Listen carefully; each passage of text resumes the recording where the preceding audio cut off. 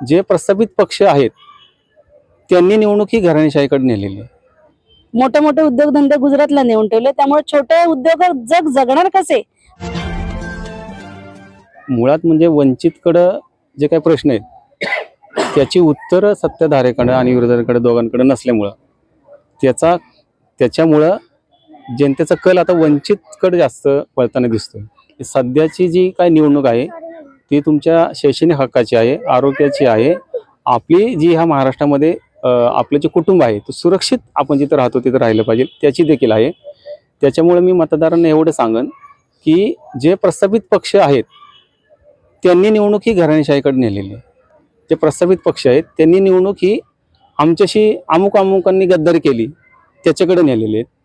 त्यांनी जे निवडणूक आहे ती महाराष्ट्राची ज्या सामाजिक न्यायावर व्हायला पाहिजे तिथं न नेता घराणेशाहीच्या उमेदवार म्हणजे निवडून येणारा उमेदवार हा एकमेव निकष लावून ह्या महाराष्ट्रामध्ये आजपर्यंत त्यांनी ती निवडणूक प्रतिष्ठेची बनवलेली आहे.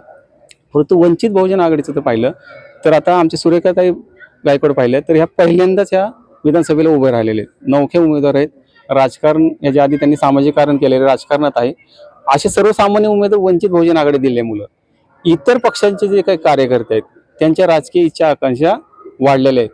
म्हणजे जे प्रस्थापित आज निकष निवडून येण्याचा लावल्यामुळे 25-25 वर्ष 20-20 वर्ष ज्या कार्यकर्त्यांना नगरसेवक त्या पक्षी झालेत ते कायमचे नगरसेवक घराणेशाहीचं कंटाळून या ठिकाणी जर तुम्ही बघितलं बारामतीचं उदाहरण जर तुम्ही घेतलं तर बारामतीची लढाई लोकसभेची झाली ती पवार विरुद्ध सुनेत्रा पवार यांची लावली आणि त्यांना आधीच ती ठरलेलं होतं की त्या जरी पडल्या तरी त्यांना राज्यसभेवर घेतील.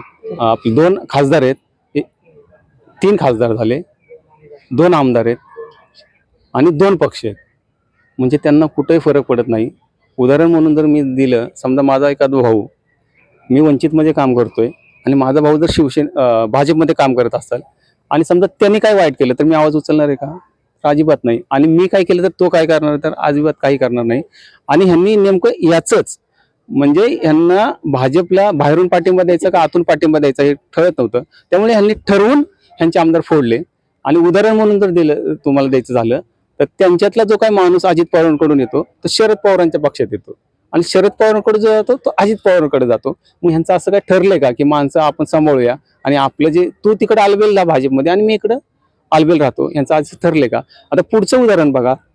अजित पवारांच्या विरुद्ध कुणीही सर्वसामान्य कार्यकर्ता तिथं लढू शकत होता, परंतु ज्याला मराठी नीट वाचता येत नाही अशा एखाद्याला तिथं उभा केला आणि हे चित्र महाराष्ट्रात दाखवलं की पवार विरुद्ध फक्त पवारच लढाई होऊ शकते. तिथं जर पवार विरुद्ध जर दुसरा गायकवाड दिला असता, दुसरा चौधरी दिला असता तर ते महाराष्ट्रात चित्र गेलं असतं की पवार विरुद्ध कुणी उभं राहू. हे न हो म्हणून पवार विरुद्ध पवार अशी त्यांची एक रणनीती आखली. आजकालच्या निवडणुका ह्या फक्त धर्म संकटात आहे.